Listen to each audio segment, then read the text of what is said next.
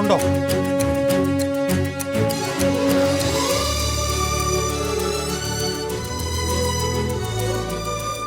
നമസ്കാരം, എഡിറ്റേഴ്സ് അവറിലേക്ക് സ്വാഗതം. പ്രധാനമന്ത്രി Flexi Electronics and Home Appliances. Flexi, life easy. വൻവർധന ശുപാർശ ചെയ്ത് ശമ്പള പരിഷ്കരണ റിപ്പോർട്ട്. ബേസിക് പേ 12,000 രൂപ വരെ കൂടും. കുറഞ്ഞ ശമ്പളം 17,000, കുറഞ്ഞ പെൻഷൻ 8,500, പെൻഷൻ പ്രായം 58 ആക്കണം. 5,277 കോടിയുടെ അധിക ബാധ്യത. വലിയ ഒരു ത്യാഗമാണ് ഗവൺമെന്റിന്റെ ഭാഗത്തുനിന്നുണ്ടാകുന്നത്. വിഴിഞ്ഞം പദ്ധതിക്കുള്ള ലെറ്റർ ഓഫ് അവാർഡ് അദാനിക്ക് നൽകിയെന്ന് മുഖ്യമന്ത്രി. കരാർ 45 ദിവസത്തിനകം. ആഭ്യന്തരമന്ത്രിക്ക് ഉപചാരം അർപ്പിക്കാത്ത ഋഷിരാജ് സിംഗിനെതിരെ നടപടി ഉറപ്പ്. ഋഷിരാജ് ചെയ്തത് തെറ്റെന്ന് മുഖ്യമന്ത്രി. ചെയ്തത് തെറ്റ്, അതിന് നൽകിയ വിശദീകരണം അതിനേക്കാൾ വലിയ തെറ്റ്. നിലപാടിൽ ഉറച്ച ഋഷിരാജ്. പാസിംഗ് ഔട്ട് ചടങ്ങിൽ ആദരവ് കാട്ടേണ്ടത് ദേശീയഗാനത്തോട് മാത്രം. മരങ്ങാട്ടുവിളി കസ്റ്റഡി മരണത്തിൽ ജുഡീഷ്യൽ അന്വേഷണം. കവിയൂർ കേസിൽ 4ാം തവണയും തുടരന്വേഷണത്തിന് CBIക്ക് കോടതി നിർദ്ദേശം. പത്തനംതിട്ടയിൽ കാണാതായവരിൽ 2 പെൺകുട്ടികൾ പാലക്കാട്ട് മരിച്ച നിലയിൽ. ഗ്രീസ് സാമ്പത്തിക പ്രതിസന്ധിക്ക് താൽക്കാലിക വിരാമം. 3ാം രക്ഷാ പാക്കേജിൽ യൂറോപ്യൻ യൂണിയനുമായി ധാരണ. പാക്കേജ് 15-നകം ഗ്രീസ് പാർലമെന്റ് അംഗീകരിക്കണം. ദേശീയ സീനിയർ അത്ലറ്റിക് മീറ്റിൽ കേരളത്തിന് കിരീടം. കേരളത്തിന് 175 പോയിന്റുകൾ. സഞ്ജു വി സാംസൺ വീണ്ടും ഇന്ത്യൻ ക്രിക്കറ്റ് ടീമിൽ. സിംബാബ്വെ പര്യടനത്തിൽ അമ്പാട്ടി റായുഡുവിന് പകരക്കാരനാകും. വിശദമായി ശമ്പള പരിഷ്കരണ കമ്മീഷൻ സർക്കാരിന് റിപ്പോർട്ട് സമർപ്പിച്ചു. അടിസ്ഥാന ശമ്പളത്തിൽ 2,000 രൂപ മുതൽ 12,000 രൂപ വരെ വർധന വരുത്തണമെന്നാണ് ശുപാർശ. പെൻഷൻ പ്രായം 56-ൽ നിന്ന് 58 ആക്കണം. സർക്കാരിന് 5,277 കോടിയുടെ അധിക ബാധ്യത ഉണ്ടാക്കുന്നതാണ് ശുപാർശകൾ. ശമ്പള പരിഷ്കരണ കമ്മീഷന്റെ ശുപാർശ പ്രകാരം സർക്കാർ ജീവനക്കാരുടെയും അധ്യാപകരുടെയും കുറഞ്ഞ ശമ്പളം 17,000 രൂപയും കൂടിയ ശമ്പളം 1,20,000 രൂപയുമാണ്. 2014 ജൂലൈ 1 മുതൽ മുൻകാല പ്രാബല്യത്തോടെയാണ് പരിഷ്കരണം നടപ്പിലാക്കുക. 80% ക്ഷാമബത്ത ശമ്പളത്തിൽ ലയിപ്പിക്കും. കുറഞ്ഞ വാർഷിക ശമ്പള വർധന നിരക്ക് 500 രൂപയും കൂടിയത് 2,400 രൂപയുമാണ്. ശമ്പള വർധനവ് 2,000 രൂപയിൽ കുറയാനോ 12,000 രൂപയിൽ കൂടാനോ പാടില്ല. മിനിമം 2,000 രൂപ വരും. ഫിറ്റ്മെൻറ്റും ഇൻക്രിമെൻറ്റിങ്ങടെ വെയിറ്റേജിങ്ങടെ മാക്സിമം 12,000 റുപ്പീസ്. ഗ്രാമീണ മേഖലകളിലെ വീട്ടുവാടക ബത്ത 250-ൽ നിന്ന് 1,000-ആയും നഗരപ്രദേശങ്ങളിൽ 1,680-ൽ നിന്ന് 3,000-ആയും വർദ്ധിപ്പിച്ചു. ശമ്പള വർധനവിൻ്റെ പശ്ചാത്തലത്തിൽ സ്പെഷ്യൽ പേ പൂർണ്ണമായും നിർത്തലാക്കും. പെൻഷൻ പ്രായം 58 ഉയർത്താനും നിർദ്ദേശമുണ്ട്. സംസ്ഥാനത്തെ പോലീസ് സേനയ്ക്ക് സന്തോഷം പകരുന്നതാണ് റിപ്പോർട്ട്. ജോലിയുടെ കാഠിന്യം പരിഗണിച്ച് പോലീസുകാർക്ക് 2 സ്കെയിലുകൾ കൂട്ടി. 100 പ്രധാന പോലീസ് സ്റ്റേഷനുകളിലെങ്കിലും സ്റ്റേഷൻ ഹൗസ് ഓഫീസർമാരായി സർക്കിൾ ഇൻസ്പെക്ടർമാരെ നിയമിക്കണം. DYSPമാരുടെ നിയമനത്തിൽ സീനിയോറിറ്റി ഒഴിവാക്കി കാര്യക്ഷമതയായിരിക്കണം മാനദണ്ഡം. സ്ഥാനക്കയറ്റത്തിനും നിയമനത്തിനുമായി സർവീസ് സെലക്ഷൻ ബോർഡ് രൂപീകരിക്കണമെന്നും ശുപാർശയുണ്ട്. 28 വർഷം സേവനം പൂർത്തിയാക്കിയ അധ്യാപകർക്ക് ഡെപ്യൂട്ടി ഹെഡ് മാസ്റ്റർ തസ്തികയും വില്ലേജ് ഓഫീസർമാർക്ക് ഡെപ്യൂട്ടി തഹസിൽദാർ തസ്തികയും നൽകണം. അവധിക്ക് പണം നൽകുന്ന സംവിധാനം നിരുത്സാഹപ്പെടുത്തി ജീവനക്കാർക്ക് പരമാവധി അവധി നൽകണം. ചിലവ് കുറയ്ക്കുന്നതിനായി അച്ചടി സ്റ്റേഷനറി വകുപ്പുകൾ, higher secondary, vocational higher secondary വകുപ്പുകൾ എന്നിവയെ ഒറ്റ വകുപ്പിന് കീഴിലാക്കണം. കുറഞ്ഞ പെൻഷൻ നിരക്ക് 8,500 രൂപയായും കൂടിയ പെൻഷൻ നിരക്ക് 60,000 രൂപയായും കമ്മീഷൻ നിശ്ചയിച്ചു. പൂർണ്ണ പെൻഷൻ ലഭിക്കുന്നതിന് വേണ്ട കാലാവധി 30-ൽ നിന്ന് 25 വർഷത്തേക്ക് കുറച്ചിട്ടുമുണ്ട്. 5 വർഷത്തിനിടെ നടപ്പാക്കുന്ന ശമ്പള പരിഷ്കരണം 10 വർഷത്തിനിടെ നടപ്പാക്കിയാൽ മതിയെന്നും ശുപാർശയുണ്ട്. ശമ്പള പരിഷ്കരണം മൂലം സർക്കാരിനുണ്ടാവുന്ന അധിക ബാധ്യത 5,277 കോടി രൂപയാണ്. ശുപാർശയിന്മേൽ മന്ത്രിസഭയിൽ ആലോചിച്ച് വേഗത്തിൽ തീരുമാനമെടുക്കുമെന്ന് മുഖ്യമന്ത്രി ഉമ്മൻചാണ്ടി അറിയിച്ചു. MS Aneesh Kumar, reporter, Thiruvananthapuram. ശമ്പള പരിഷ്കരണ commission chairman CN Ramachandran Nair, സാമ്പത്തിക വിദഗ്ധ Mary George, TV Rajesh, Dean Kuriakose, ഒപ്പം തന്നെ NGO യൂണിയൻ സംസ്ഥാന പ്രസിഡന്റ് ഇസ്മയിൽ, ഒപ്പം തന്നെ NGO അസോസിയേഷൻ സംസ്ഥാന സെക്രട്ടറി MK റഹ്മാൻ എന്നിവരാണ് നമ്മോടൊപ്പം വിവിധ സ്റ്റുഡിയോകളിലും ടെലിഫോൺ ലൈനിലും. ആദ്യം ശ്രീമതി മേരി ജോർജ്, സർക്കാരിന് പ്രതിവർഷം 5,277 കോടി രൂപയുടെ അധിക ബാധ്യതയാണ് ശമ്പള കമ്മീഷൻ കൽപ്പിക്കുന്നത്. ഈ അധിക ബാധ്യത റവന്യൂ വരുമാനമാക്കി കൊണ്ടുവന്ന് ഈ രീതിയിൽ പെൻഷനും ശമ്പളവും കൊടുക്കാനുള്ള ശക്തി ഇന്ന് സർക്കാരിനുണ്ടോ? അതിനനുസരിച്ചുള്ള നിർദ്ദേശങ്ങളുണ്ടോ?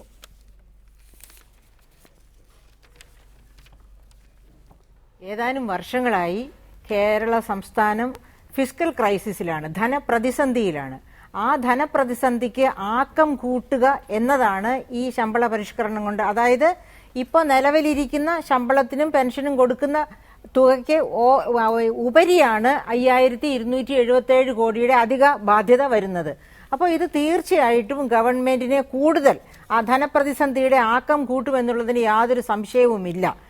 എന്നിട്ട് പോലും, അതായത് അടിസ്ഥാന ശമ്പളം, ഒട്ടുമിക്ക തസ്തികകളുടെയും അടിസ്ഥാന ശമ്പളം നേരെ ഇരട്ടിയാക്കി കമ്മീഷൻ വർദ്ധിപ്പിച്ചിട്ട് പോലും ഇത് പോരാ, ഇത് ഞങ്ങളെ പരിഹസിക്കലാണ് അല്ലെങ്കിൽ ഞങ്ങളെ കബളിപ്പിക്കലാണ് എന്ന ഒരു ആറ്റിറ്റ്യൂഡാണ് സർക്കാർ ജീവനക്കാർക്ക് ഉള്ളത്. അതാണ് ഏറ്റവും ഖേദകരമായ അതായത് സംസ്ഥാന സർക്കാരിന്റെ ഖജനാവിന്റെ ശൂന്യാവസ്ഥ മനസ്സിലാക്കിക്കൊണ്ട് അതിനനുസരിച്ച് നിൽക്കേണ്ടവരാണ്. ആ ഖജനാവിന്റെ ശൂന്യാവസ്ഥയ്ക്ക് ഒരു വലിയ പരിധി വരെ കാരണക്കാരും ഈ പറയപ്പെട്ട ജീവനക്കാർ തന്നെയാണ്. കാര്യക്ഷമമായിട്ട് അവനവന്റെ വകുപ്പുകളെ നോക്കി നടത്താൻ കഴിയുകയാണെങ്കിൽ, ഉത്തരവാദിത്ത ബോധത്തോടു കൂടിയാണ് സർക്കാർ ജീവനക്കാർ പ്രവർത്തിക്കുന്നത് എങ്കിൽ ഏത് തരത്തിലുള്ള ഓട്ടയും അടയ്ക്കാൻ അവർക്ക് കഴിയണം.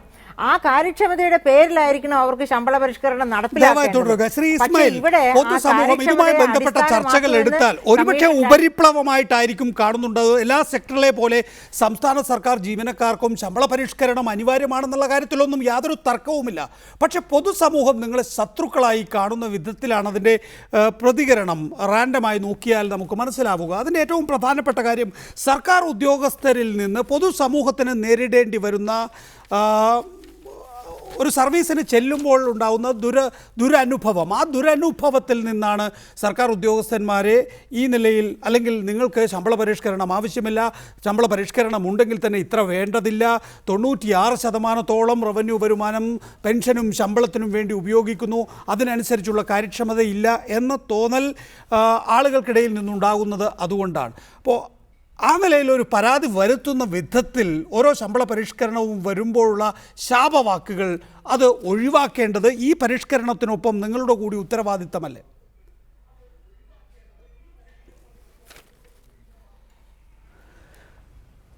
സർവീസിൻ്റെ കാര്യക്ഷമത വർദ്ധിപ്പിക്കുന്നതിന്, സിവിൽ സർവീസ് ജനോപകാരപ്രദമാക്കുന്നതിന് സാമൂഹ്യ പ്രതിബദ്ധത ഉയർത്തിപ്പിടിക്കുന്ന ഞങ്ങളുടെ പ്രസ്ഥാനം വലിയ രീതിയിൽ മുന്നോട്ട് പോകുന്നുണ്ട്. ഇവിടെ നമുക്കറിയാം, കേരള മോഡൽ വികസനം, കേരളത്തിലെ മെച്ചപ്പെട്ട വിദ്യാഭ്യാസം, മെച്ചപ്പെട്ട ആരോഗ്യം, ഏറ്റവും മെച്ചപ്പെട്ട ക്ഷേമ പ്രവർത്തനങ്ങൾ, ആ നിലയ്ക്ക് കേരളത്തെ ഏറ്റവും ഉന്നതിയിൽ എത്തിക്കുന്നതിന് സിവിൽ സർവീസ് വഹിച്ച പങ്ക് വളരെ പ്രധാനപ്പെട്ട കാര്യമാണ്.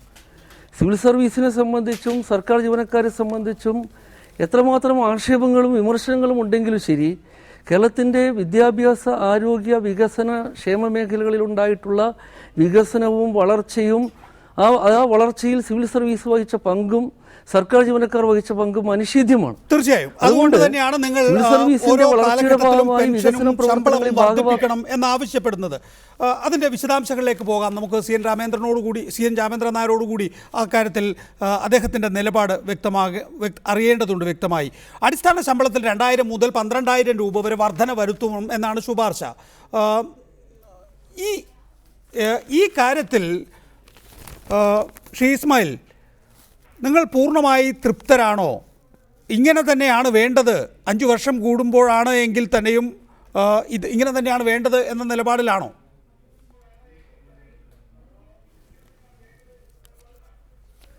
തീർച്ചയായിട്ടുമല്ല.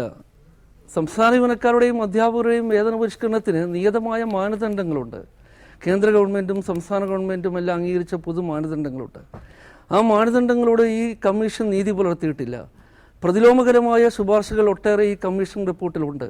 പ്രധാനമായും കേരളത്തിൻ്റെ കൂലി വ്യവസ്ഥയിൽ, സിവിൽ സർവീസിൻ്റെ കൂലി വ്യവസ്ഥയിൽ നിർണായകമായ പങ്ക് വഹിച്ച സ്വതന്ത്രമായ സമയബന്ധിതമായ ശമ്പള പരിഷ്കരണം ഇനി വേണ്ടതില്ല. 10 വർഷത്തിലൊരിക്കൽ ശമ്പള പരിഷ്കരണം മതി. വിലക്കയറ്റം എത്ര രൂക്ഷമായാലും ശരി, നാണയപ്പെരുപ്പം എത്രമാത്രം വർദ്ധിച്ചാലും ശരി, ബസ് ചാർജും ഇലക്ട്രിസിറ്റി ചാർജും ജീവിത ചെലവും എത്രമാത്രം വർദ്ധിച്ചാലും ശരി, കൂലി വർദ്ധിപ്പിക്കേണ്ടതില്ല എന്ന അശാസ്ത്രീയമായ ഒരു തികച്ചും സാമൂഹ്യ വിരുദ്ധമായ ഒരു കാഴ്ചപ്പാടാണ് ഈ കമ്മീഷൻ ഉള്ളത്. റഹ്മാൻ, എല്ലാ കാലഘട്ടത്തിലും ശമ്പള കമ്മീഷനുകൾ പറയുന്ന കാര്യമാണല്ലോ ഇത്. 10 വർഷം കൂടുമ്പോൾ മതി ശമ്പള പരിഷ്കരണമെന്ന്. സാധാരണഗതിയിൽ 5 വർഷത്തേക്കായി അത് നിജപ്പെടുത്തുകയാണ് പതിവ്. മാത്രമല്ല, തെരഞ്ഞെടുപ്പ് കാലഘട്ടത്തിലാണ് എപ്പോഴും ശമ്പള പരിഷ്കരണം നടത്താറുള്ളത് എന്നുള്ളത് നിങ്ങളുടെ നിങ്ങളുടെ ബാർഗൈനിങ് പവർ വർദ്ധിപ്പിക്കുകയും ചെയ്യുന്നു. അതുകൊണ്ട് ഈ ശമ്പള പരിഷ്കരണ കമ്മീഷൻ്റെ ശുപാർശകളും അതേപടി അംഗീകരിക്കുമെന്ന് നമുക്ക് കരുതാൻ വയ്യ. ഗവൺമെൻറ് സംഘടിത ശക്തിയായ സർക്കാർ ഉദ്യോഗസ്ഥന്മാർക്കൊപ്പം നിൽക്കുമെന്ന് തന്നെ കരുതണം. ഇനി 1 വർഷം മാത്രമേ ഉള്ളൂ നിയമസഭാ തെരഞ്ഞെടുപ്പിന്, 3 മാസം മാത്രമേ ഉള്ളൂ തദ്ദേശ ഭരണ തെരഞ്ഞെടുപ്പിന് എന്നുള്ളത് കൊണ്ട് അതവിടെ നിൽക്കട്ടെ. ഒഴിവാക്കാൻ വേണ്ടി സമർപ്പിച്ച നിർദ്ദേശങ്ങൾ അവിടെ നിൽക്കട്ടെ. ശമ്പള വർധനവുമായി ബന്ധപ്പെട്ട് നിങ്ങൾ പൂർണ്ണമായി തൃപ്തി പ്രകടിപ്പിക്കുന്നുണ്ടോ?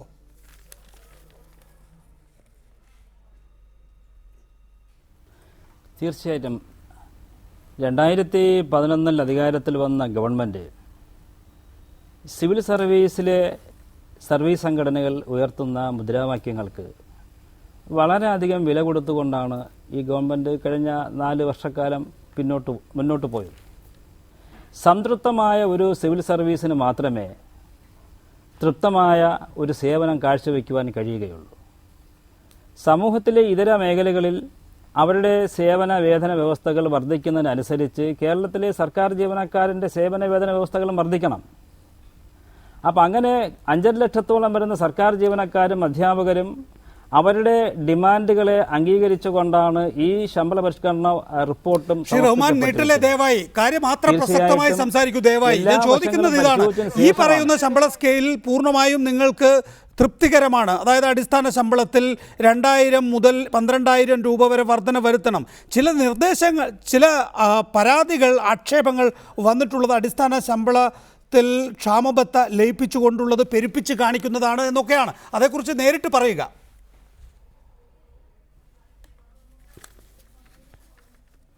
അതായത് എല്ലാ ശമ്പള പരിഷ്കരണങ്ങളിലും എടുത്ത് കാണിക്കണമെങ്കിൽ കാണിക്കുവാനുള്ള ചില അപാകതകളുണ്ടാകും.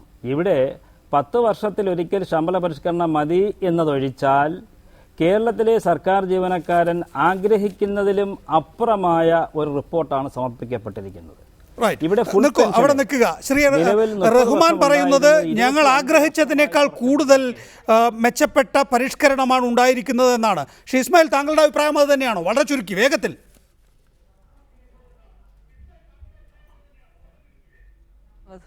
അത് തെറ്റായ കാര്യമാണത്.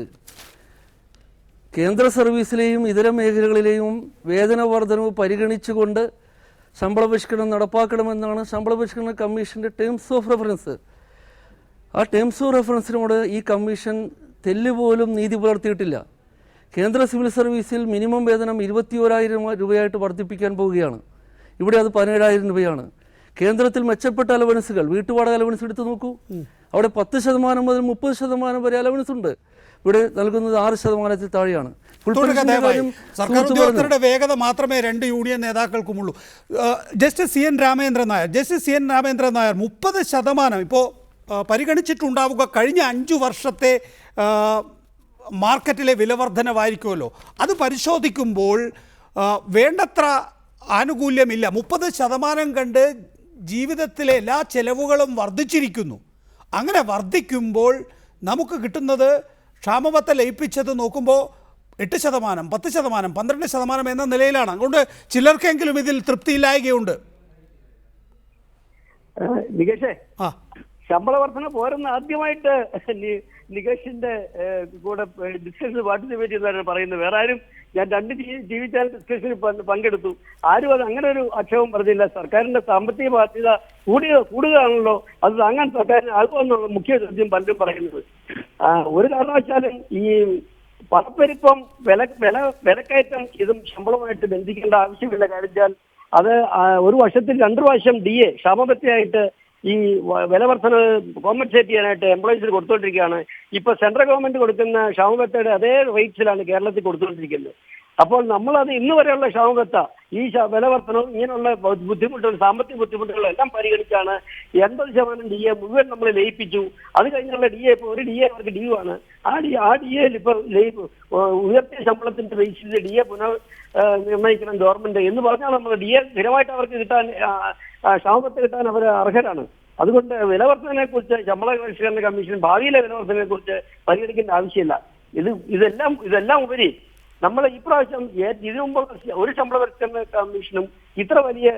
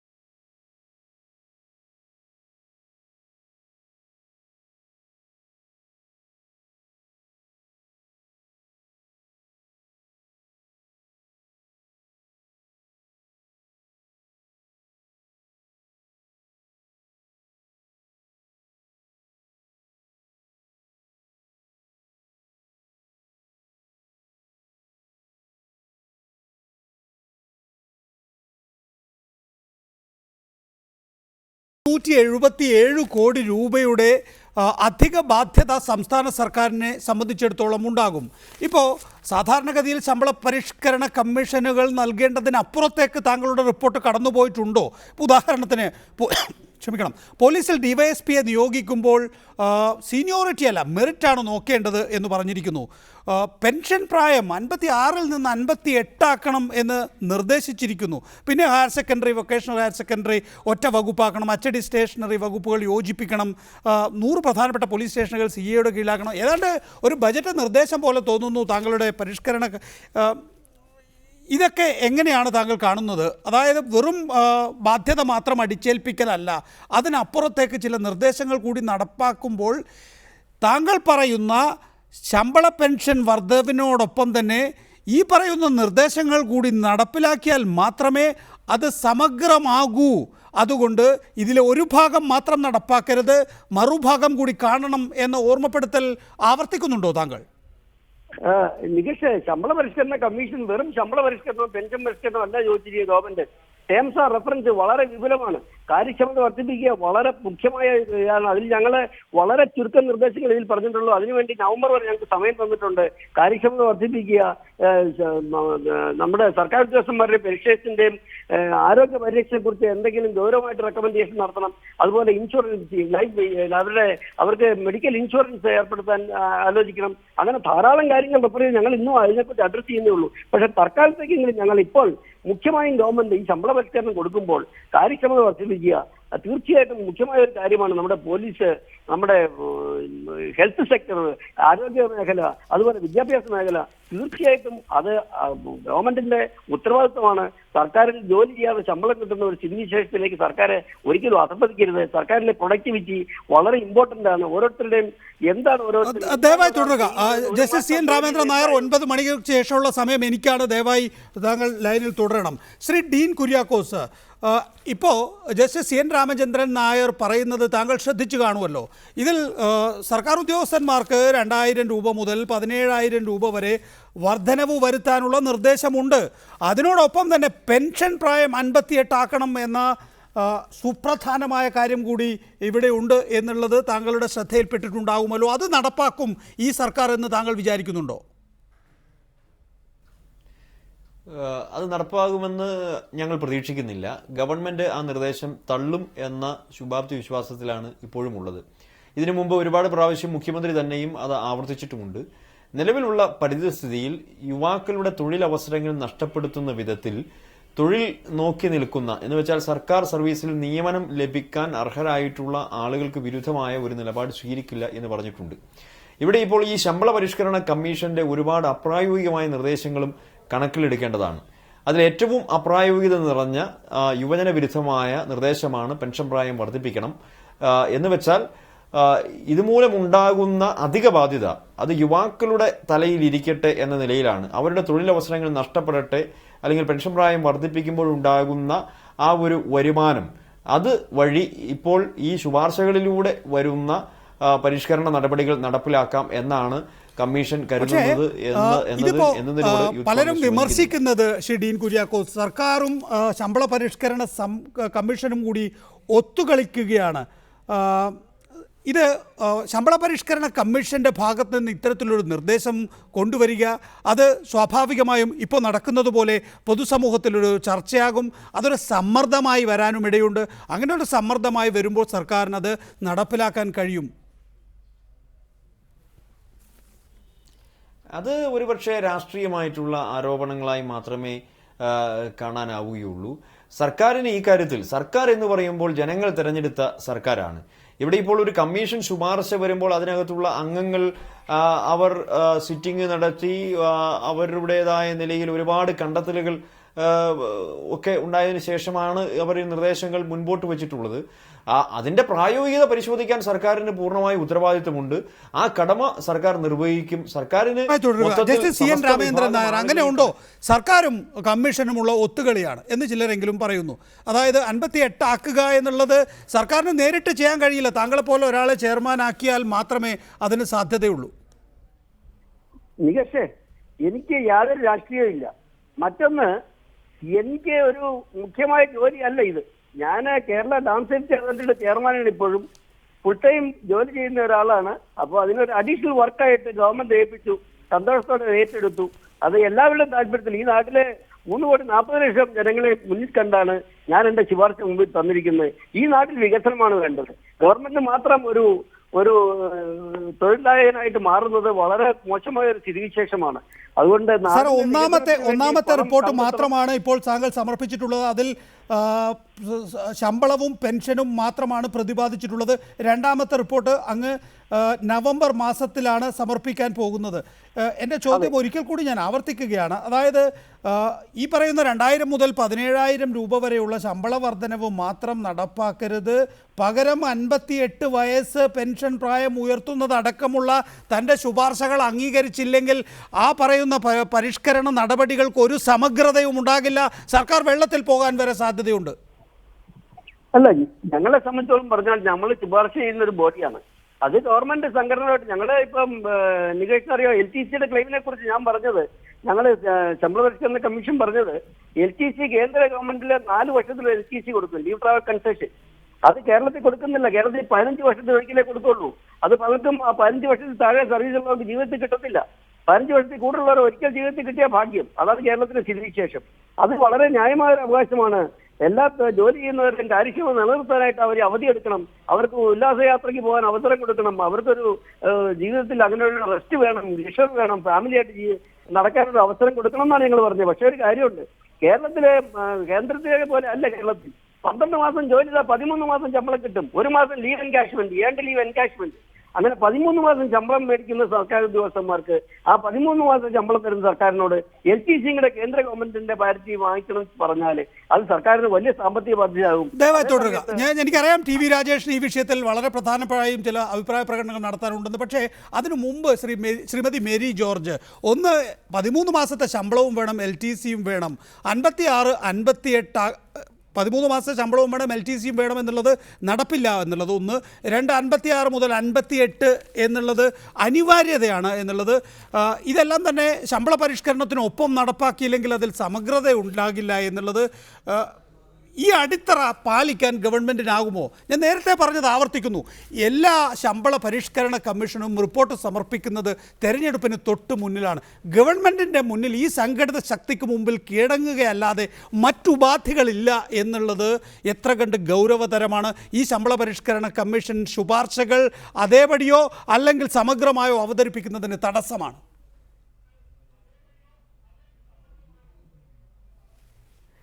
നികേഷേ, അതായത് CN രാമേന്ദ്രൻ നായർ പറഞ്ഞതുപോലെ തന്നെ അദ്ദേഹം ഈ 58 വയസ്സാക്കണം എന്ന് പറഞ്ഞിരിക്കുമ്പോൾ അതിന്റെ കൂടെ ഒരു കണ്ടീഷനും കൂടിയുണ്ട്. അതിന്റെ കൂടെ കണ്ടീഷനല്ല, അതോടൊപ്പം പറഞ്ഞിരിക്കുന്ന വേറൊരു റെക്കമെൻഡേഷൻ ഉണ്ട്. കേന്ദ്ര തലത്തില് 10 വർഷമാക്കി ശമ്പള പരിഷ്കരണം മാറ്റണമെന്ന്. അപ്പോൾ അദ്ദേഹം ഓരോ ഇന്ന് നിലവിലിരിക്കുന്ന ഫിസ്ക്കൽ ക്രൈസിസ്, ആ ക്രൈസിസിന്റെ യഥാർത്ഥ കാരണങ്ങൾ എന്തൊക്കെയാണെങ്കിൽ തന്നെയും ശമ്പള പരിഷ്കരണം എല്ലാ 5 വർഷവും വരുമ്പോൾ ഫിസ്ക്കൽ ക്രൈസിസ് ഒരു ക്രോണിക് ക്രൈസിസ് ആയി മാറുന്നു എന്ന് മനസ്സിലാക്കിക്കൊണ്ട് തന്നെയാണ് അത് 10 വർഷത്തിലൊരിക്കലാണ് ശമ്പള പരിഷ്കരണം കൊണ്ടുവരുന്നത് എങ്കിൽ ജീവനക്കാർക്ക് ഒരു തരത്തിലും അത് അവർക്ക് അവരുടെ താല്പര്യങ്ങളെ ഹനിക്കുന്ന തരത്തിലല്ല 10 വർഷത്തെ. അങ്ങനെയാണെങ്കിൽ കേന്ദ്ര സർക്കാർ ജീവനക്കാർ 10 വർഷത്തിലെ ശമ്പള പരിഷ്കരണം സമ്മതിക്കില്ലല്ലോ. അപ്പോൾ 10 വർഷത്തെ ശമ്പള പരിഷ്കരണവും അതോടൊപ്പം 58 വർഷം, അതായത് കേന്ദ്ര പാരിറ്റി വരുമ്പോൾ നാച്ചുറലി 10 വർഷത്തിലൊരിക്കൽ ശമ്പള പരിഷ്കരണം, അതോടൊപ്പം 58 60 വയസ്സ് വരെ പെൻഷൻ, ഇതായിരിക്കും അദ്ദേഹം ഉദ്ദേശിച്ചിരിക്കുന്നത്. അത് രണ്ടും കൊണ്ടുവരുവാണെങ്കിൽ തന്നെ കേരളത്തിന്റെ ധനപ്രതിസന്ധിക്ക് ഒരു വലിയ പരിധി വരെ പരിഹാരമാകും.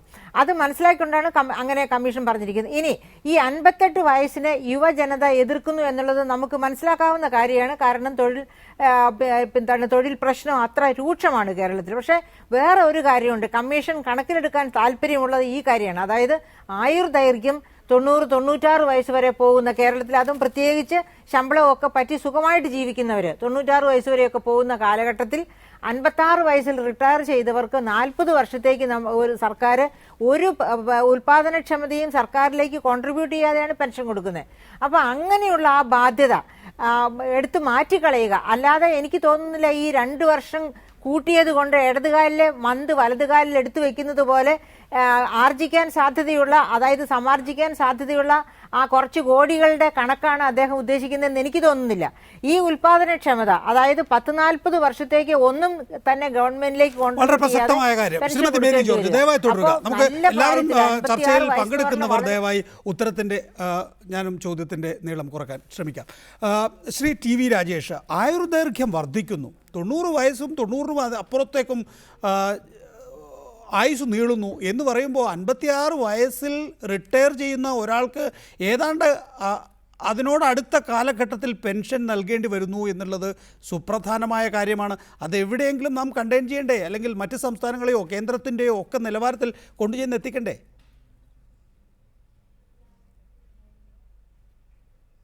അല്ല, നമ്മുടെ കേരളത്തെ സംബന്ധിച്ചിടത്തോളം ഇവിടുത്തെ തൊഴിലില്ലായ്മ, അഭ്യസ്തവിദ്യരുടെ തൊഴിലില്ലായ്മ നിരക്ക് നാം പരിഗണിക്കേണ്ടതല്ലേ? ഇപ്പം ഇവിടെ ബഹുമാനായ ശമ്പള പരിഷ്കരണ കമ്മിറ്റിയുടെ ചെയർമാൻ പറയുന്നു വികസനം വേണമെങ്കിൽ ഈ പെൻഷൻ പ്രായം വർദ്ധിപ്പിക്കണം. ഞാൻ ചോദിക്കട്ടെ, ഈ വികസനത്തിൽ ഏക പോംവഴി പെൻഷൻ പ്രായം വർദ്ധിപ്പിക്കലാണോ?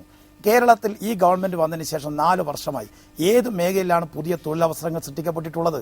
Smart city 4 വർഷമായില്ലേ? അവിടെ ഉദ്ഘാടനം ചെയ്യാൻ വേണ്ടി പറ്റിയോ? എന്താ എമർജിംഗ് കേരള, കെട്ടിഘോഷിച്ച എമർജിംഗ് കേരള, സ്വയം സംരംഭക മിഷൻ, അതുപോലെ ഇൻവെസ്റ്റേഴ്സ് മീറ്റ്? ഇവിടെ തൊഴിലവസരങ്ങൾ ഉണ്ടാകുന്നില്ല. വ്യാവസായിക മേഖലയിൽ, സ്വകാര്യ മേഖലയിൽ സംരംഭങ്ങൾ വരുന്നില്ല. ഇവിടെ നേരത്തെ പറയുന്നത് കേട്ടു, കേരളത്തിലെ തൊഴിലാളികളുടെ ബുഷ്കാണെന്ന്. കഴിഞ്ഞ 10 വർഷമായിട്ട് ഇവിടെ തൊഴിലാളി സമരം കൊണ്ട് ഏത് ഫാക്ടറിയാണ് അടച്ചുപൂട്ടിയത്? മറുപടി പറയണം. അപ്പോൾ സ്വാഭാവികമായും ഇവിടുത്തെ വിഷയം കേരളത്തിൽ അവസരങ്ങൾ പരിമിതമാണ്. ആ പരിമിതമായ അവസരങ്ങൾ കൂടി ഇല്ലാതാക്കുന്ന വിധത്തിൽ അവസരങ്ങൾ കൊട്ടിയടക്കാൻ സർക്കാർ തീരുമാനിച്ചാൽ എങ്ങനെ യുവജന സംഘടനകൾക്ക് അതിനെ അംഗീകരിക്കാൻ വേണ്ടി കഴിയും? ഞാൻ ചോദിക്കട്ടെ, ഇവിടെ പറഞ്ഞു സർക്കാർ ജീവനക്കാരുടെ ഇച്ഛാശക്തിയെക്കുറിച്ച്. ഇവിടെ വരുമാന ചോർച്ചയുണ്ടാകാൻ കാരണം കേരളത്തിലെ സർക്കാർ ജീവനക്കാരാണോ? കേരളത്തിൽ 32,000 കോടി രൂപ പിരിച്ചെടുക്കാനുണ്ടെന്ന് പറഞ്ഞത് KPCCയുടെ പ്രസിഡന്റ് ശ്രീ VM സുധീരനല്ലേ? എത്ര പിരിച്ചെടുത്തു? ആരാ റവന്യൂ റിക്കവറിക്ക് സ്റ്റേ കൊടുക്കുന്നത്? ആരാണ് കേരളത്തിലെ എസ്റ്റേറ്റ് മുതലാളിയുമായി ഒത്തുകളിക്കുന്നത്? കേരളത്തിൽ 10,000 കോടി രൂപ വളരെ ഈസിയായി അനായാസേന പിരിച്ചെടുക്കാൻ വേണ്ടി കഴിയും. അവിടെ സർക്കാർ വൻകിടക്കാരുടെ മുന്നിൽ കീഴടങ്ങുകയാണ്. ഇതാണ് വിഷയം. അപ്പോൾ വരുമാനമുണ്ടാക്കാൻ ഒട്ടേറെ മാർഗമുണ്ട്. ആ മാർഗങ്ങളൊന്നും അവലംബിക്കാതെ കേരളത്തിൽ പെൻഷൻ പ്രായം വർദ്ധിപ്പിക്കലാണ് ഏക പോംവഴി എന്ന് വരുത്തി തീർക്കാൻ കേരളത്തിലെ സർക്കാർ ഒരു കമ്മീഷനെ വെച്ച് ആ കമ്മീഷനുമായി ഉണ്ടാക്കിയിട്ടുള്ള ഒരു ധാരണ അടിസ്ഥാനത്തിൽ ഇത്തരം ഒരു ചർച്ച വീണ്ടും ഓപ്പൺ ചെയ്യുകയാണ്. ഇതിന്റെ പിന്നിൽ ഒരു ഹിഡൻ അജണ്ടയുണ്ട് എന്ന് ഞങ്ങൾ മനസ്സിലാക്കുന്നു. ആദ്യം നിങ്ങൾ തൊഴിലവസരങ്ങൾ ഉണ്ടാക്കുക കേരളത്തിൽ, എന്നിട്ട് പെൻഷൻ പ്രായ ഉയർത്തലിനെ കുറിച്ച് ചിന്തിക്കുക. പിന്നെ ഒറ്റ കാര്യം കൂടി എനിക്ക് നികേഷിനോട് പറയാനുണ്ട്. എന്താണെന്ന് വെച്ചാൽ ഇവിടെ നമുക്കറിയാലോ, നമ്മുടെ എല്ലാ മേലും ടെക്നോളജി വന്നുകൊണ്ടിരിക്കുകയാണ്. ഇത്തരം ഒരു സാഹചര്യത്തിൽ നമുക്ക് ഒരു 56 വയസ്സായ ഒരാളേക്കാൾ പുതുരക്തം വേണ്ട, യങ് ബ്ലഡ് വേണ്ടേ? നമ്മുടെ സർവീസ് സെക്ടറിൽ ഒരു യങ് ബ്ലഡിൽ നിന്നുണ്ടാകുന്ന ഒരു ചലനാത്മക, അതിൻ്റെ ഒരു ഡൈനാമിക്കായ ഒരു സ്ഥിതി ഈ പറഞ്ഞ 56 വയസ്സായിരുന്നുണ്ടാവോ? അപ്പോൾ സ്വാഭാവികമായും പ്രായമായവരുടെ എക്സ്പീരിയൻസ് വേണം. അതോടൊപ്പം തന്നെ ചെറുപ്പത്തിന്റെ ചടുലതയും ഒത്തുചേരണം. എങ്കിൽ മാത്രമേ സിവിൽ സർവീസ് കാര്യക്ഷമമാവുകയുള്ളൂ. ആ കാര്യം കൂടി നാം കാണേണ്ടത്. അതിന് മറുപടിക്കൊപ്പം തന്നെ ശരിയാണ്, ഈ പറയുന്ന പരിഷ്കരണങ്ങളെല്ലാം സ്വാഗതാർഹം. പോലീസിൽ ഡിവൈഎസ്പിയെ നിയോഗിക്കുമ്പോൾ സീനിയോറിറ്റി അല്ല, മെറിറ്റ് ആണ് നോക്കേണ്ടത്. അതിൽ കാര്യക്ഷമത മാനദണ്ഡമാക്കിയിരിക്കുന്നു. പിന്നെ ഞാൻ നേരത്തെ പറഞ്ഞ കാര്യങ്ങളും.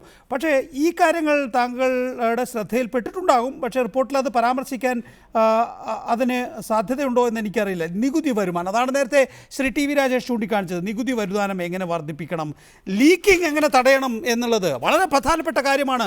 മുൻ സർക്കാരുകൾ ചിലത് ശ്രമിക്കുകയും ഈ സർക്കാർ ശ്രമിക്കുന്നില്ല എന്ന പരാതി ഉള്ളതുമാണ്. അത്തരം വിഷയങ്ങൾ കൂടി ഉണ്ടെങ്കിൽ മാത്രമല്ലേ നമുക്ക് സമ്പദ് വ്യവസ്ഥ കാര്യമായി കൊണ്ടുപോകാൻ, സമ്പദ് വ്യവസ്ഥ കൃത്യമായി മുന്നോട്ട് പോയാൽ മാത്രമല്ലേ ഈ 96% എടുത്ത് ഗവൺമെൻറ് ജീവനക്കാർക്ക് ശമ്പളവും പെൻഷനും നൽകാനാവൂ. അത്തരം കാര്യങ്ങൾ താങ്കളുടെ ശ്രദ്ധയിൽപ്പെട്ടിട്ടുണ്ടോ? അത് റിപ്പോർട്ടിൽ പരാമർശിക്കാൻ കഴിഞ്ഞിട്ടുണ്ടോ? തീർച്ചയായിട്ടും നികേഷേ, കാര്യക്ഷമതയുടെ കാര്യം പറയുമ്പോൾ അടുത്ത നവംബർ 30 കൊടുക്കാനുള്ള റിപ്പോർട്ടാണ് കാര്യക്ഷമത പറ്റിയ കാര്യങ്ങളും. അതിലെ നികുതി ഡിപ്പാർട്ട്മെന്റുകളുടെ കാര്യക്ഷമതയുടെ ഭാഗമാണ് നികുതി പിരിവ് ലീക്കേജ് ഉണ്ടാകുന്നത്. അവരുടെ കാര്യക്ഷമത ഇല്ലായ്മ അഴിമതിയാണ്. ശക്തമായ നിർദ്ദേശങ്ങൾ പ്രതീക്ഷിക്കാം. ഞങ്ങൾക്ക് അതിന് വേണ്ടി കുറച്ചുകൂടെ പഠനം നടത്തണം. മറ്റൊന്ന്, നികുതി മാത്രമല്ല, നികുതി ഏതൊരു വരുമാനങ്ങൾ കേരള ഗവൺമെന്റിന് ഉണ്ടാക്കാൻ ധാരാളം അവസരമുണ്ട്. നമുക്ക് വലിയ ഫോറസ്റ്റ് ഉണ്ട്, നമുക്ക് ടൂറിസം ഇൻഡസ്ട്രിയെ പ്രൊമോട്ട് ചെയ്യണം, നമുക്ക് കെട്ടിട നികുതി കുറച്ചുകൂടെ കൂട്ടിപ്പിടിക്കണം. അങ്ങനെ പല രീതിയിലും സർക്കാരിന്റെ വരുമാനം, നികുതിയും നികുതിയേതര വരുമാനങ്ങളും വർദ്ധിപ്പിച്ച് മാത്രമേ നമുക്ക് വികസനം സാധിക്കുകയുള്ളൂ, ശമ്പളം കൊടുക്കാൻ സാധിക്കുകയുള്ളൂ. നമ്മുടെ സാമ്പത്തിക സ്ഥിതി മെച്ചപ്പെടുത്തിയാൽ മാത്രമേ നമുക്ക് രക്ഷയുള്ളൂ. യാതൊരു സംശയവുമില്ല. ഇന്ന് വളരെ മോശമായ സ്ഥിതിയിലാണ് നികുതി കളക്ഷനും അതെ, അതുപോലെ അതിന്റെ സംവിധാനം അതെ, അതുപോലെ നികുതി അല്ലാതെ വരുമാനങ്ങൾ നമുക്ക് ധാരാളം കിട്ടാൻ അവസരമുണ്ട്. അതൊന്നും നമ്മൾ ഉപയോഗപ്പെടുത്തുന്നില്ല. നമ്മുടെ സർക്കാരിന്റെ ടൂറിസത്തിന്റെ പൊട്ടൻഷ്യൽ തന്നെ നമ്മൾ അതാണ് ഇവിടെ വിഷയം. ഇപ്പോൾ കഴിഞ്ഞ കുറേ മാസങ്ങളായി അങ്ങ് ഇത് മാത്രം പഠിച്ചുകൊണ്ടിരിക്കുകയാണല്ലോ. നമ്മുടെ നികുതി വരുമാനത്തിന്റെ 90 മുതൽ 96% വരെയുള്ളത് മുഴുവൻ ഇപ്പോൾ സർക്കാർ ഉദ്യോഗസ്ഥർക്ക് ശമ്പളവും പെൻഷനുമായി നൽകുകയാണ്. അവരുടെ സർവീസ് നമ്മൾ ഉപയോഗിക്കുന്നതുകൊണ്ടാണ് കൊടുക്കുന്നത്, അതിലൊന്നും തർക്കമില്ല. പക്ഷേ നിൽക്കൂ, ഞാൻ ചോദിക്കട്ടെ, ഇപ്പോൾ നമ്മുടെ വികസന പദ്ധതികൾ, ഇപ്പോൾ ലൈറ്റ് മെട്രോ ആയിക്കൊള്ളട്ടെ, വിഴിഞ്ഞം പദ്ധതി ആയിക്കൊള്ളട്ടെ, കൊച്ചി മെട്രോ ആയിക്കൊള്ളട്ടെ, റോഡ് ആയിക്കൊള്ളട്ടെ, ഇതെല്ലാം തന്നെയും പുതുക്കുന്നതിന് വേണ്ടിയോ നിർമ്മിക്കുന്നതിന് വേണ്ടിയോ നമ്മുടെ കയ്യിൽ പണമില്ല എന്ന ബോധ്യത്തോടു കൂടി തന്നെയാണോ വാരിക്കോരി കൊടുത്തുകൊള്ളൂ എന്ന് നിർദ്ദേശിച്ചിരിക്കുന്നത് അങ്ങ്? അല്ല നികേഷ്, തീർച്ചയായിട്ടും നമ്മൾ ജീവിക്കാനുള്ള പണം നമ്മുടെ സർക്കാർ ഉദ്യോഗസ്ഥന്മാർക്ക് കൊടുത്താൽ മാത്രമേ അവര് മറ്റൊരാളുടെ അടുത്ത് കൈനീട്ടാതിരിക്കുകയുള്ളൂ. യാതൊരു സംശയമില്ല, അവർക്ക് മാന്യമായ വേതനം കൊടുക്കണം. പക്ഷേ വെറുതെ ഇരിക്കുന്നവർക്ക് വേതനം കൊടുക്കരുത്, അവരെ വേറെ സ്ഥലത്ത് നിയോഗിക്കണം. ജോലിയില്ലാത്ത പൊസിഷനിൽ നിന്ന് അവരെ മാറ്റണമെന്ന് മാത്രമേ ഞങ്ങൾ ഉദ്ദേശിച്ചുള്ളൂ. ഞങ്ങളല്ലാണ്ട് ആരെ പിരിച്ചുവിടാൻ പറഞ്ഞിട്ടില്ല. ഈ സർക്കാർ ഉദ്യോഗസ്ഥന്മാരെ പട്ടിണിയിലിരുത്തി അവര് വരുന്നവന്റെ അടുത്ത് പോലീസുകാരനും നേഴ്സും എല്ലാം കൈനീട്ടേണ്ട സ്ഥിതിവിശേഷത്തിലേക്ക് വരരുത്. മാന്യമായ വേതനം കൊടുത്തേക്ക് വേണം അവരോട് മാന്യമായി ജോലി ചെയ്യാനും സത്യസന്ധരായി ജീവിക്കാനും പറയാമല്ലോ. അതിനടുത്ത് ശക്തമായ നടപടിയെടുക്കാനാണ് ഞങ്ങൾ നിർദ്ദേശിക്കാൻ പോകുന്നത്. അടുത്ത റിപ്പോർട്ട് വരുമ്പോൾ നിങ്ങൾക്ക് ഞങ്ങളുടെ ശമ്പള കമ്മീഷൻ പൂർണ്ണമാകുള്ളൂ. പലരും ഈ ശമ്പള കമ്മീഷനെ പൂർണ്ണമായി കാണുന്നത് തെറ്റാണ്. ഞങ്ങള് ബാക്കിയുള്ള കാര്യങ്ങളെല്ലാം ഈ വച്ചേക്ക്. അടുത്ത റിപ്പോർട്ട് എന്തോ അപകടകരമായ കാര്യമാണെന്ന മുന്നറിയിപ്പ് പല മേഖലകളിൽ നിന്നും ഉണ്ടായിട്ടുണ്ട്. അങ്ങനെ അപകടകരമായ എന്തെങ്കിലും അതിലുണ്ടോ? യാതൊന്നുമില്ല. കാര്യക്ഷമത വർദ്ധിപ്പിക്കുക നല്ല നമ്മുടെ സർക്കാരിന്റെ ഒരു കേരളം എല്ലാത്തിനും മുന്നോടിയാണ്. നമ്മുടെ കേരളം ഒരു ഐഡിയൽ ഒരു ജനാധിപത്യത്തിന് ഇത്ര വലിയ കാര്യക്ഷമമായ സർക്കാർ സർവീസ് സാധിക്കില്ല എന്ന സ്ഥിതിയിലേക്ക് ഞങ്ങൾ കൊണ്ടുവരും. നമ്മുടെ വിദ്യാഭ്യാസ മേഖല, നമ്മുടെ മെഡിക്കൽ, എന്റെ ഒരു ആഗ്രഹം നമ്മുടെ കേരളത്തിലെ ഈ വിദേശത്ത് പോയ ഡോക്ടർമാരെ വരെ തിരിച്ചു വരുന്ന രീതിയിലുള്ള ആകർഷകമായി നമ്മുടെ ഗവൺമെന്റ് സർവീസും നമ്മുടെ ഹോസ്പിറ്റൽസും നന്നാക്കിയാൽ തീർച്ചയായിട്ടും ഇന്ന് പ്രൈവറ്റ് ഹോസ്പിറ്റൽസിലേക്ക് വിദേശത്ത് വരെ ചികിത്സയ്ക്ക് ആൾക്കാർ വരുന്നുണ്ട്. ഗവൺമെന്റ് ഹോസ്പിറ്റലിൽ നല്ല ഡോക്ടർമാരുണ്ട്, മെഡിക്കൽ കോളേജുകൾ പ്രത്യേകിച്ചും. നമ്മൾ ഇതിനെ ഒന്നും നമ്മുടെ പൊട്ടൻഷ്യൽ ഉപയോഗിക്കുന്നില്ല. തീർച്ചയായിട്ടും ഞങ്ങള് നാടിന്റെ വികസനം, സർക്കാരിന്റെ സാമ്പത്തികമായ മെച്ചപ്പെടൽ, സർക്കാർ ഉദ്യോഗസ്ഥന്മാരുടെ കാര്യക്ഷമത എല്ലാത്തിനെ കുറിച്ചും ജനങ്ങൾക്ക് വേണ്ടിയുള്ള റിപ്പോർട്ടായിരിക്കും നികേഷ്. അല്ലാണ്ട് വേറെ യാതൊരുവിധ ആശങ്കകൾക്കും കാര്യമില്ല. ആഗോളവൽക്കരണം എന്നൊക്കെ ഇതിനകം തന്നെ പറഞ്ഞു തുടങ്ങിയിട്ടുണ്ട്. ഞാൻ താങ്കളിലേക്ക് മടങ്ങിയെത്താം. ഡീൻ, 5277 കോടി രൂപയുടെ അധിക ബാധ്യത, അതിനനുസരിച്ച് റവന്യൂ വരുമാനം നമുക്കില്ല എന്നുള്ളത് അറിയാമല്ലോ താങ്കൾക്കും. അത് സംബന്ധിച്ച് യുവാക്കളെ, ഇതര വിഭാഗങ്ങളെ ബാധിക്കുന്നതാണ് ഈ പറയുന്ന ശമ്പള പരിഷ്കരണം എന്ന തോന്നൽ യൂത്ത് കോൺഗ്രസിനുണ്ടോ? അതിൽ തെറ്റായ ശുപാർശകളുണ്ട് എന്ന് യൂത്ത് കോൺഗ്രസ് കാണുന്നത് എന്തൊക്കെ? സർക്കാർ ഭാഗമാണ് അത് വിശദീകരിക്കേണ്ടത്. ഇവിടെ എന്താ പറയുക, ഇപ്പോഴത്തെ പരിസ്ഥിതിയിൽ സാമ്പത്തിക പ്രതിസന്ധിയിൽ നിന്നും ഒരു വിധത്തിൽ നമ്മൾ രക്ഷപ്പെട്ടു വരുന്ന ഒരു ഘട്ടത്തിൽ ഒരു കാരണവശാലും ഇത് അടിച്ചേൽപ്പിക്കാനാവില്ല.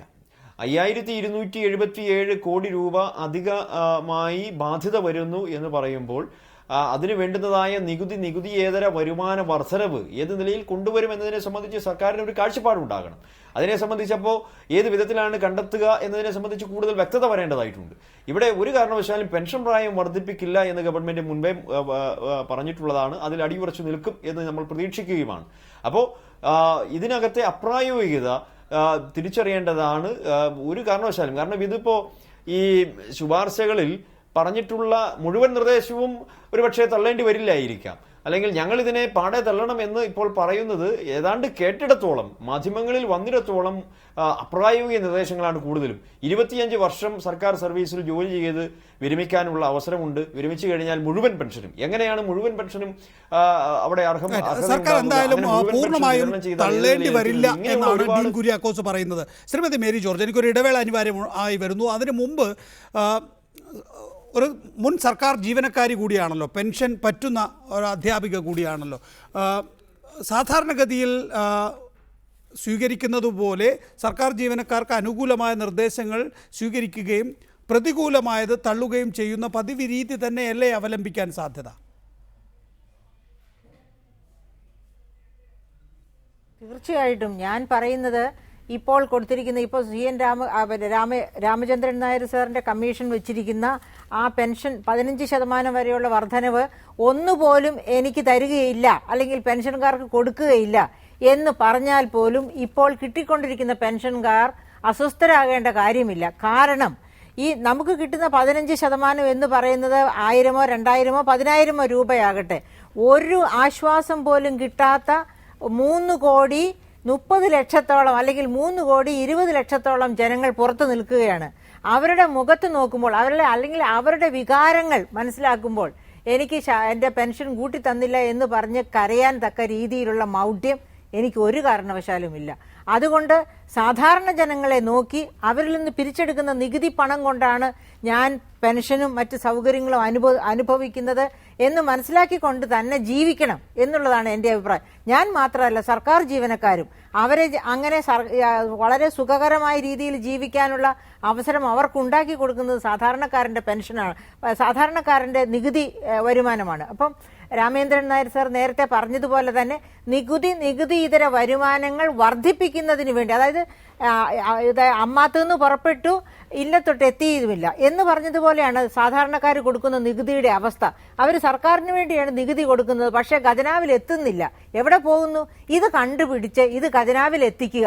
അങ്ങനെ നികുതി വരുമാനം 20 മുതൽ 25% വരെ വർദ്ധിപ്പിക്കട്ടെ സ്റ്റേറ്റ്സ് റവന്യൂവിന്റെ. അങ്ങനെ വർദ്ധിക്കുമ്പോൾ ഈ ജീവനക്കാർ ആവശ്യപ്പെടുന്ന പോലെ തന്നെ അവർക്ക് ശമ്പള വർധനവും ആനുകൂല്യങ്ങളും കൊടുക്കുന്നതിൽ ഒരു അപാകതയുമില്ല. അപ്പോൾ ഈ നമ്മൾ നേരത്തെ പറഞ്ഞതുപോലെ, നികേഷ് തന്നെ പറഞ്ഞതുപോലെ 96% ഒന്നും വേണ്ടി വരില്ല, 50% പോലും വേണ്ട. Justice CN Ramachandran Nair, AK Antony ഒരു കാലഘട്ടത്തിൽ മുണ്ടു മുറുക്കി ഉടുക്കാൻ സർക്കാർ ഉദ്യോഗസ്ഥരോട് ആവശ്യപ്പെട്ടിരുന്നു. ലീവ് സറണ്ടർ ആനുകൂല്യം അടക്കമുള്ള സർക്കാർ ഉദ്യോഗസ്ഥന്മാർക്ക് കാലാകാലങ്ങളിൽ കിട്ടിക്കൊണ്ടിരുന്ന വ്യവസ്ഥകൾ തന്നെ റദ്ദു ചെയ്തുകൊണ്ടുള്ള ഒരു കർശന നടപടിയിലേക്കായിരുന്നു AK ആന്റണി സർക്കാർ പോയത്. ഏതാണ്ട് സമാനമായ സമ്പദ് വ്യവസ്ഥയും അന്തരീക്ഷവും തന്നെയാണ് ഇന്നും നമ്മുടെ നാട്ടിൽ. അങ്ങനെ ഇരിക്കെ ഗവൺമെൻറ് വീണ്ടും ഒരു ശമ്പള പരിഷ്കരണത്തിന് തുനിയുകയാണ്. അത് കാലാകാലങ്ങളിൽ 5 വർഷം കൂടുമ്പോഴുള്ളതായതുകൊണ്ട് ഈ സർക്കാരിനത് വേണ്ടെന്ന് വെക്കാനാകില്ല. എങ്കിൽ പോലും ഈ ഗവൺമെൻറ് ഒരു ടാർഗറ്റ് പറഞ്ഞിട്ടുണ്ടോ? ഇതിൽ കൂടുതലാകാൻ പാടില്ല എന്ന്. ആ ടാർഗറ്റിൽ നിൽക്കേണ്ടി വന്നിട്ടുണ്ടോ താങ്കൾക്ക്? നികേഷിന്റെ ഗവൺമെന്റിന്റെ സാമ്പത്തിക സ്ഥിതിയെക്കുറിച്ചുള്ള ധാരണ ശരിയാണെന്ന് ഞാൻ വിശ്വസിക്കുന്നില്ല. 97, 98, 99 കാലഘട്ടത്തിൽ സർക്കാരിന്റെ മുഴുവൻ റവന്യൂ വരുമാനവും തന്നെ ശമ്പളത്തിനും പെൻഷനും മാത്രമായിട്ട് ഉപയോഗിക്കേണ്ടി വന്നിട്ടുണ്ട്. ഇന്ന് അതേ സമയത്ത് ഈ പുതുക്കിയ സ്കെയിലിൽ വരെ കൊടുത്താൽ, പുതുക്കിയ ശമ്പളവും പെൻഷനും കൊടുത്താലും സർക്കാരിന്റെ റവന്യൂ വരുമാനത്തിന്റെ 60% താഴെ നിൽക്കുള്ളൂ എന്നാണ് ഞങ്ങളുടെ കണക്ക്. അത് യാഥാർത്ഥ്യമാണ്. യാതൊരു പ്രശ്നവുമില്ല, ഗവൺമെന്റിന് ഇത് മീറ്റ് ചെയ്യാൻ സാധിക്കും. ഗവൺമെന്റിന്റെ നികുതി വരുമാനം, അതുപോലെ നികുതി വരുമാനം കൂട്ടണം എന്നുള്ള വേറൊരു കാര്യം. അതിനുവേണ്ടിയുള്ള ശുപാർശകൾ വരെ ഞങ്ങളുടെ രീതിയിൽ ഞങ്ങൾ എന്തെല്ലാം സഹായം ഗവൺമെന്റ് ചെയ്യാനുള്ളൂ, എന്തെല്ലാം നിർദ്ദേശം കൊടുക്കാമെന്ന് അടുത്ത റിപ്പോർട്ടിൽ കൊടുക്കും. പക്ഷെ ഒരു കാരണവശാലും ഗവൺമെന്റിന് ഇതുകൊണ്ട് ബാങ്ക്രപ്റ്റാണ്, പ്രശ്നമൊന്നുമില്ല, ഗവൺമെന്റിന് താങ്ങാനാവുന്നേ ഉള്ളൂ, യാതൊരു പ്രശ്നവുമില്ല. അതിങ്ങളുടെ കണക്കിലെടുത്താണ് ഞങ്ങൾ നിർദ്ദേശം കൊടുത്തിരിക്കുന്നത്. തീർച്ചയായിട്ടും ഗവൺമെന്റിന് ഇതൊരു വലിയൊരു പ്രശ്നമല്ല, താങ്ങാനാവാത്ത ബാധ്യത അല്ല, യാതൊരു സംശയമില്ല. അത് മാത്രമല്ല, ഞാൻ പറഞ്ഞല്ലോ, ഗവൺമെന്റ് ഉദ്യോഗസ്ഥന്മാരെ ഒരു സാമ്പത്തികമായിട്ട് അവരെ ഒരു ജീവിക്കാനുള്ള മാർഗം അതില്ലാത്തവരോട് അത് കൊടുത്തിട്ട് വേണം അവരോട് നമ്മൾ കാര്യക്ഷമത ചോദിക്കാനും ആ സമയത്ത് ഓഫീസിൽ വരാനും അതുപോലെ അവരെ ബാധ്യതപ്പെടാനും കൈക്കൂലി മേടിക്കാനും വല്ലവരുടെ അടുത്ത് കൈ നീട്ടാനും ഇടവരരുത്. അവരെ മാന്യമായ രീതിയിൽ ജീവിക്കാനുള്ള അവസരം കൊടുക്കണം. അത് മാത്രമല്ല, ആവശ്യമില്ലാത്ത ജോലിയില്ലാത്ത സ്ഥലത്ത് നിന്ന് അവരെ പുനർവിന്യസിച്ച് ജോലി ചെയ്യിക്കണം. അങ്ങനെയുള്ള ഒരു നിർദ്ദേശം, ഒരു വളരെ ഹെൽത്തി ആയിട്ടുള്ള ഗവൺമെന്റ് ആണ് ഞങ്ങൾ ഉദ്ദേശിക്കുന്ന ഒരു ഭരണം. അതുകൊണ്ട് സർക്കാർ തന്നെ ഒരു അഴിച്ചുപണി തന്നെ ആവശ്യം വരേണ്ടിയിരിക്കുന്നു. സർക്കാർ അതിന് തയ്യാറാകുമെന്നുള്ള ഞങ്ങൾക്ക് അറിയില്ല. അഴിച്ചുപണി എന്ന് പറയുമ്പോൾ ഒന്നുകൂടി വിശദമാക്കാമോ? എന്താണ് ഈ അഴിച്ചുപണി എന്നുള്ളത്? അഴിച്ചുപണി എന്ന് വെച്ചാൽ നമ്മൾ ധാരാളം ഡിപ്പാർട്ട്മെന്റ്, ഞാൻ പറയാം, ഇപ്പം ഒരു ഉദാഹരണത്തിന് ഞാൻ പറയാം. നമ്മുടെ ഇറിഗേഷൻ ഡിപ്പാർട്ട്മെന്റ് ഒരു പുതിയ പ്രോജക്റ്റ് നമുക്ക് യാതൊരു ഡാമോ യാതൊരു പ്രൊജക്റ്റുകളോ ഇല്ല. നമ്മൾ ആയിരക്കണക്കിന് എഞ്ചിനീയർമാരും ടെക്നിക്കൽ സ്റ്റാഫും അവർ ജോലിയില്ലായിരിക്കുകയാണ്. നമ്മുടെ കൃഷി, നികേഷിനറിയോ, നമ്മൾ കാറിൽ പോയാൽ പണ്ട് കാർപ്പറ്റ് വിരിച്ച പോലത്തെ നെൽപ്പാടങ്ങൾ മാത്രമേ തിരുവിതാംകൂറിന്റെ മധ്യ തിരുവിതാംകൂർ കാണാറുള്ളൂ. ഇന്ന് എവിടെയെങ്കിലും ഒരേക്കർ നെൽകൃഷി കണ്ടിട്ടുണ്ടോ? ഏതെങ്കിലും ഒരു ഓഫീസ്, അഗ്രികൾച്ചർ ഓഫീസ് ആവശ്യമില്ല, അവിടെ പണിയില്ലാത്ത പറഞ്ഞ് മാറ്റിയിട്ടുണ്ടോ? ഇന്ന് മട്ടുപ്പാവിലെ കൃഷിയല്ലേ ഉള്ളൂ. എത്രയോ ഓഫീസുകളിൽ ജോലിയില്ലാത്ത ആൾക്കാർ, നമ്മുടെ മിടുക്കരായിട്ടുള്ള സയൻസ് പഠിച്ചവരും അഗ്രികൾച്ചർ എഞ്ചിനീയറിംഗ് പഠിച്ചവർ ജോലിയില്ലാതിരിക്കുന്നു. അതേസമയത്ത് നമുക്ക് ഇന്ന് സകല വികസന പ്രവർത്തനങ്ങളും ക്ഷേമ പ്രവർത്തനങ്ങളും പഞ്ചായത്ത് മുനിസിപ്പാലിറ്റി ഏൽപ്പിച്ചിരിക്കുകയാണ്. അവിടെയല്ല എന്തെല്ലാം സ്റ്റാഫാണുള്ളത്. ഇപ്പൊ നമ്മൾ റവന്യൂ കാര്യക്ഷമതയുടെ ഭാഗമായിട്ട് ഞങ്ങൾ റവന്യൂ വില്ലേജ് ഓഫീസർ, ഏറ്റവും താഴ്ന്ന ഓഫീസർ, വളരെ ഉത്തരവാദിത്തമുള്ള ഒരാളാണ്. അയാൾ വെറും ക്ലാർക്കാണ്. ഞങ്ങൾ പറഞ്ഞു ഡെപ്യൂട്ടി തഹസിൽദാരുടെ സ്ഥാനം കൊടുക്കണം. അതിന് ഉത്തരവാദിത്തമുള്ള ജോലി ചെയ്യേണ്ടതാണ്. വില്ലേജ് ഓഫീസർ ഓടുന്ന മുകളിൽ ഹൈക്കോടതിയിൽ ആയിരക്കണക്കിന് കേസുകൾ ഞാൻ കണ്ടിട്ടുണ്ട്. അതുകൊണ്ട് കാര്യക്ഷമത വർദ്ധിപ്പിക്കുക, നമ്മുടെ ഓഫീസുകളെ നമ്മൾ ഈ കാലോചിതമായിട്ട് മാറ്റം വരുത്തുക. സെക്രട്ടേറിയറ്റ് അടിച്ചു പൊളിക്കണമെന്ന് പലരും ആവശ്യപ്പെടാറുണ്ട്. അങ്ങനെ ഒരു സംവിധാനം, കേന്ദ്രീകൃത സംവിധാനം നമുക്ക് ആവശ്യമില്ല. അല്ല, പുനർവിന്യാസമാണ് വേണ്ടത് യഥാർത്ഥത്തിൽ. നമ്മളെ ഒരു ഭരണപരിഷ്കാരം നമ്മളോട് ഗവൺമെന്റ് ആവശ്യപ്പെട്ടിട്ടില്ലെങ്കിലും ഭാഗികമായിട്ട് ഞങ്ങൾ ഇതിൽ പറഞ്ഞു വെച്ചു. അതിന്റെ ഭാഗമായിട്ട് ഞങ്ങൾ വിശ്വസിക്കുന്നു. അതാണ് കാര്യക്ഷമതയിൽ അതെല്ലാം പെടും നികേഷ്. അത് ഞങ്ങളുടെ അടുത്ത റിപ്പോർട്ടും കൂടെ വരുമ്പോൾ റിപ്പോർട്ട് പൂർണ്ണമാകും. തീർച്ചയായിട്ടും നികേഷിന് നല്ല അവസരം കിട്ടും. ഇതിനെക്കുറിച്ചെല്ലാം അതിന് കാത്തിരിക്കുകയാണ്. പക്ഷെ അതിനു മുമ്പ് ശ്രീമതി മേരി ജോർജ്, താങ്കൾ പഠിച്ച അല്ലെങ്കിൽ ആ സമിതിയുമായി ബന്ധപ്പെട്ടിരുന്നയാളാണല്ലോ. ഈ പറയുന്നതിലൊക്കെ കാര്യമായ ഒരു ഇടപെടൽ നടത്താൻ ശമ്പള പരിഷ്കരണ കമ്മീഷന് അനുവാദമുണ്ട് എന്നുള്ളതാണ് ജസ്റ്റിസ് CN രാമേന്ദ്രൻ നായർ വിശദീകരിക്കുന്നത്. എത്രത്തോളം കടന്ന് ചിന്തിക്കാൻ അവർക്ക് കഴിയും?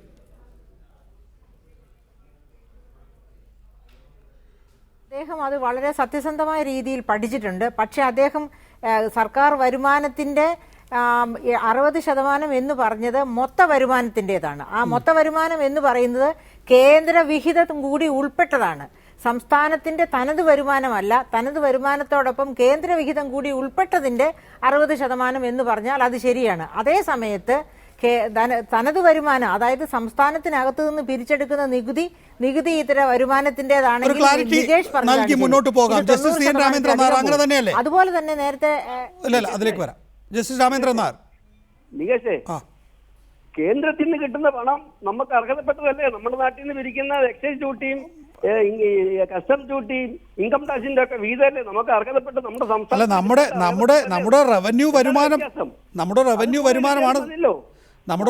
വരുമാനമാണ് സാധാരണ കണക്കിലെടുക്കാറുള്ളത്, മൊത്ത വരുമാനമല്ല. അത് വെച്ച് നോക്കിയാൽ പോലും ഒരു കാരണവശാലും പ്രശ്നമാകുന്നില്ല. അതൊരു പ്രശ്നമാകില്ല. നമ്മളെ നികുതി വരുമാനം വർദ്ധിപ്പിക്കാനുള്ള നിർദ്ദേശങ്ങൾ, നികുതിയേതര വരുമാനങ്ങൾ വർദ്ധിപ്പിക്കാനുള്ള നിർദ്ദേശങ്ങൾ അത് വർദ്ധിപ്പിക്കുന്നുണ്ട്. ശുഭാപ്ത വിശ്വാസത്തോടെ വ്യക്തതയുണ്ട് അതിൽ. ശ്രീമതി മേരി ജോർജ്, ഇറിഗേഷൻ പ്രൊജക്ടുകളില്ല, പിന്നെ എന്തിനാണ് ഇത്രയധികം എഞ്ചിനീയർമാർ ഓടി നടക്കുന്നത്? കൃഷിയില്ല ഇപ്പോൾ, എന്നിട്ട് പിന്നെ എന്തിനാണ് ഇത്രയധികം കൃഷി ഉദ്യോഗസ്ഥർ? പണിയില്ലാത്തവരെ സെക്രട്ടേറിയറ്റിൽ നിന്ന് കൊണ്ടുവന്ന് പുനർവിന്യസിക്കുക. ആ പരിഷ്കരണം കൂടി നടപ്പാക്കിയാൽ മാത്രമേ നമുക്ക് മുന്നോട്ട് പോകാനാവൂ.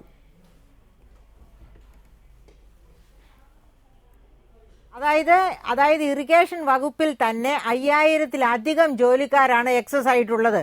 അത്തരക്കാരെ പുനർവിന്യസിക്കണം. എങ്ങനെയാണെങ്കിലും വെറുതെ ഇരുത്തി ശമ്പളം കൊടുക്കുന്നത് ഒരിക്കലും ശരിയല്ല. അതുപോലെ തന്നെ രാമേന്ദ്രൻ നായർ സർ നേരത്തെ പറഞ്ഞതിൽ ഒരു കാര്യം കൂടി ഞാൻ ചൂണ്ടിക്കാണിക്കട്ടെ. സർ പറഞ്ഞല്ലോ 97-98 കാലഘട്ടത്തിൽ 97% വരെ വന്നിരുന്നു എന്ന്. അത് തനത് വരുമാനത്തിൻ്റെതാണ്, കേന്ദ്ര വരുമാനവും കൂടി ചേർന്നതിൻ്റെ അല്ല. അതായത് 104% വരെ വന്ന അവസരങ്ങളുണ്ട് കേരളത്തിൽ. 2000-2001 കാലഘട്ടത്തിൽ 104% ശമ്പളം കൊടുക്കാൻ മാത്രം. അങ്ങനെ പക്ഷെ അത് ഒരേ ശമ്പള പരിഷ്കരണം തന്നെയാണ് അദ്ദേഹം ഉദ്ദേശിച്ചത്, ഞാൻ ഉദ്ദേശിച്ചതും. 97 കൊണ്ടുവന്ന ഇവിടെ ഇസ്മായിൽ, ഏതോ കാലഘട്ടത്തിലുള്ള വിന്യാസത്തിന്റെ അടിസ്ഥാനത്തിലാണ് സർക്കാർ ഉദ്യോഗസ്ഥന്മാർ ഇപ്പോൾ പണിയെടുക്കുന്നത്. അതുകൊണ്ട് തന്നെ നിങ്ങൾക്കും അതിനെക്കുറിച്ച് വ്യക്തമായ അഭിപ്രായം ഉണ്ടാവുമല്ലോ. കുറച്ചു പേർക്ക് കൂടുതൽ ജോലി ചെയ്യേണ്ടി വരുന്നു, കുറച്ചു പേർ വെറുതെ ഇരിക്കുന്നു. അപ്പോൾ ഈ പരിഷ്കരണത്തിനൊപ്പം തന്നെ കാര്യമായ കാതലായ മാറ്റം അനിവാര്യമാണ് എന്ന ചിന്തയോട് യോജിക്കുന്നുണ്ടോ നിങ്ങൾ?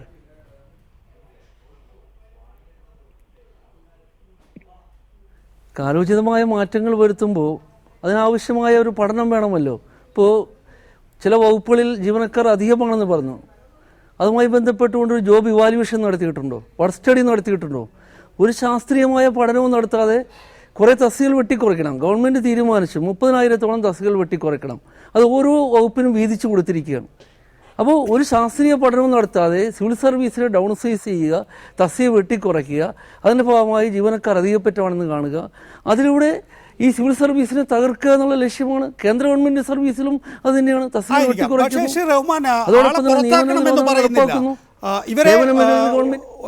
ഇവർക്ക് ജോലി നൽകേണ്ടതില്ല എന്ന് പറയുന്നില്ല. പക്ഷേ കാലോചിതമായ പരിഷ്കരണം അത് ഏത്? ഇപ്പോൾ ജസ്റ്റിസ് CN രാമേന്ദ്രൻ നായർ പറയുമ്പോൾ പ്രഥമ ദൃഷ്ട്യാ തന്നെ നമുക്ക് ബോധ്യപ്പെടുന്നൊരു കാര്യം, വളരെ കാലം മുമ്പ് നിശ്ചയിച്ച ഒരു വിന്യാസം, ആ വിന്യാസത്തിൽ നിന്ന് കാലഘട്ടത്തിനനുസരിച്ച് മാറണം എന്നുള്ള. അപ്പം നേരത്തെ അദ്ദേഹം പറഞ്ഞ പോലെ കൃഷി, എന്നാൽ നമുക്ക് വിദ്യാഭ്യാസ വകുപ്പിലേക്ക് കൂടുതൽ പ്രാമുഖ്യം നൽകണം, ആ മേഖലയിലേക്ക് കുറേ ആളുകളെ കൂടി പുനർവിന്യസിക്കുന്നതിനെക്കുറിച്ച്, അങ്ങനെ ഒരു കാലോചിതമായ പരിഷ്കാരത്തെക്കുറിച്ച് ആരെങ്കിലും പറഞ്ഞു തുടങ്ങിയാൽ നിങ്ങൾ പിന്തുണയ്ക്കില്ലേ?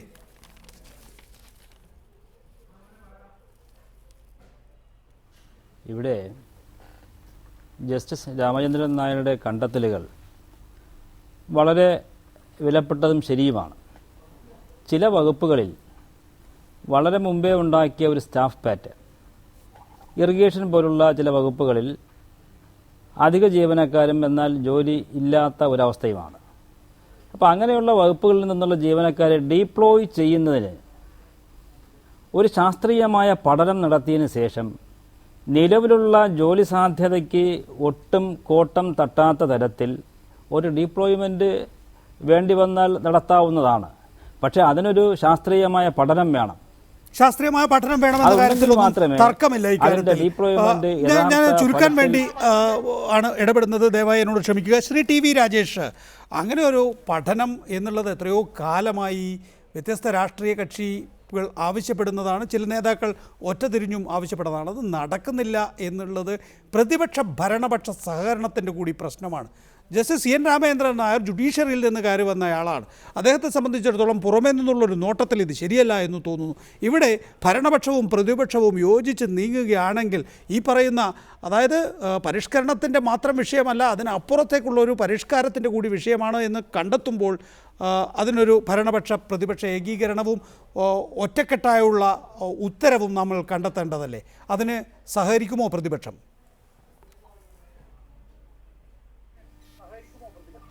അല്ല, ഇവിടെ വിഷയം നമ്മൾ കാണേണ്ടുന്ന ഒരു കാര്യം, ഇപ്പോൾ ചില ചില വകുപ്പുകളിൽ എക്സസ് ജീവനക്കാരുണ്ടാകാം. പക്ഷെ ഞാനൊരു എൻ്റെ അനുഭവം ഞാൻ പറഞ്ഞു. ഞാൻ 6 മാസമായിട്ട് ഒരു സർവേ നടത്താൻ വേണ്ടി, ഒരു സർവേക്ക് വേണ്ടിയിട്ട് കലക്ടറെ സമീപിച്ചിട്ട് 6 മാസമായി.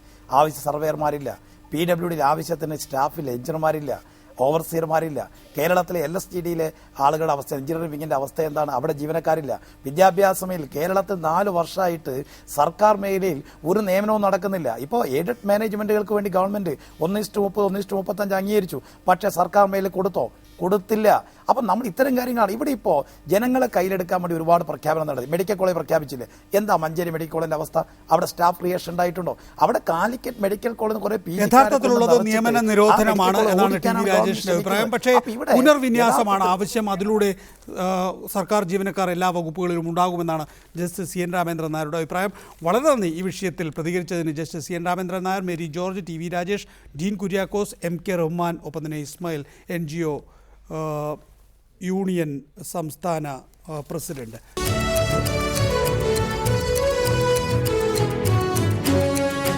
ഉണ്ടോ?